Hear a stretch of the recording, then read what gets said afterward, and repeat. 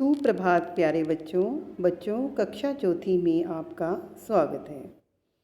आज हम हिंदी पाठ्य पुस्तक गुलमोहर का पाठ 1 अगर ये पल जाते यहीं ठहर, जो एक कविता है, उसका अध्ययन करेंगे। और इस कविता के कवि भगवती प्रसाद द्विवेदी जी हैं। बच्चों, इस कविता में जो कवि है वो अपने बचपन के सुनहरे पलों के बारे में याद करके उन्हें बताना चाहता है कि उस समय न तो कोई चिंता होती है और न ही किसी प्रकार का कोई डर। जब बचपन का समय बीत जाता है तब हम सब इसे याद करके सोचते हैं कि यह तो कभी समाप्त ही ना होता तो कितना अच्छा होता। तो कवि बचपन के किस किस पल को ठहरने के लिए कहता है, तो चलिए पढ़ते हैं इस कविता में। तो आइए बच्चों पढ़ते हैं। पर्वत झरना नदी नहर, जीवन जाता यहीं ठहर। पर्वत शब्द का अर्थ होता है बच्चों पहाड़। कभी तितलियों के संग उड़ना, संग शब्द का अर्थ होता है साथ। बुलबुल जैसा गाना।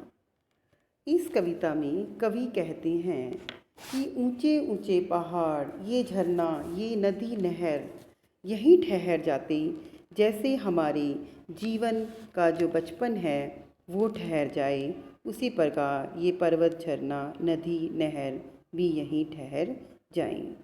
कभी तितलियों के संग उड़ना, बुलबुल जैसा गाना। कभी हम तितलियों के साथ उड़ते रहते थे तो कभी बुलबुल की तरह गाना गाते थे, क्योंकि बच्चों जो बुलबुल होती है वो बहुत मीठा गाना गाती है। कभी फुदकती गोरैया सा, फुदकती होता है बहुत चहल पहल से गाना, बहुत फुदकना, उछलते हुए चलना। तो कभी हम फुदकती गोरैयों की तरह यानी कि चिड़िया के साथ उछलते हुए चलते थे। घुल मिल बतियाना, और घुल मिलकर उनके साथ जैसे बातें कर रहे हों। लग जाते पैरों में पर ये पल जाते यहीं ठहर। कवि कहना चाहता है कि काश बचपन के दिन यहीं ठहर जाएं, यहीं रुक जाएं और हमारे पैरों में पंख लग जाएं और हम भी पक्षियों की भांति उड़ने लग जाएं। कवि इसमें अपने बचपन को याद करके ये सब बातें बता रहा है। कभी पतंग लूटने को हुड़दंगी दौड़ लगाना। हुड़दंगी शब्द का अर्थ होता है बच्चों उधम मचाना, हल्ला गुल्ला मचाना। आंधी में दौड़ दौड़ कर बगिया से आम चुराना, मगर लक्कड़ सुंघवा का डर, भरमाते क्षण यही ठहर। लक्कड़ सुंघवा का अर्थ होता है बच्चों लकड़ी का बना हुआ पुतला, जो आपने देखा होगा कि खेतों में लगाया जाता है ताकि पक्षी वहाँ पर आकर खेत को नुकसान ना पहुँचा सके, उनकी फसल को खराब ना कर सकें। तो कवि कहना चाहते हैं कि पतंग लूटने के लिए कैसे हम हल्ला गुल्ला करते थे और इधर उधर दौड़ते रहते थे। तो कभी आंधी आने पर बगीचे में गिरे आमों को चुराने की कोशिश करते थे, लेकिन भ्रम में डालने वाला लक्कड़ बग्गा का डर रहता था कि कहीं वह बगीचों का रखवाला तो नहीं। यानी कि उन बच्चों को डर रहता था कि हम आम तो चुरा रहे हैं, कभी वह लक्कड़ बग्गा यानी कि जो लकड़ी से बना हुआ पुतला है वो यहाँ का मालिक तो नहीं और हमें वो पकड़ ले। यानी कि बच्चों को अपने बचपन में ये चिंता भी रहती थी। ठीक है बच्चों, आगे देखिए। कुछ भीग भीग बारिश में खूब नहाना, इधर उछलना उधर फिसलना, इधर उछलना उधर फिसलना, बस्ता ले गिर जाना, बरसे मेघ छहर छहर, छहर छहर का अर्थ होता है बच्चों बिखर बिखर, बरसाती दिन यहीं ठहर। इन पंक्तियों में कवि कहना चाहते हैं कि बचपन में हम बारिश में खूब नहाते थे और जानबूझकर भीगते रहते थे, और कभी कभी तो इधर उधर उछलते, इधर उधर फिसलते, और कई बार तो हम अपना बस्ता लेकर भी गिर जाते थे। बारिश की बूंदें छम छम करती हुई बिखरती रहती थी। कवि बरसात के दिनों को यही ठहरने के लिए कहता है कि जिस तरह हमारा बचपन और ये बरसात के दिन यहीं ठहर जाएं। ताल तलैया में कागज की नैया का तैराना, कुत्ते बिल्ली बछड़ों को ललकार खूब दौड़ाना, मेंढक बन करते टर्टर, रट्टू मनवा यहीं ठहर।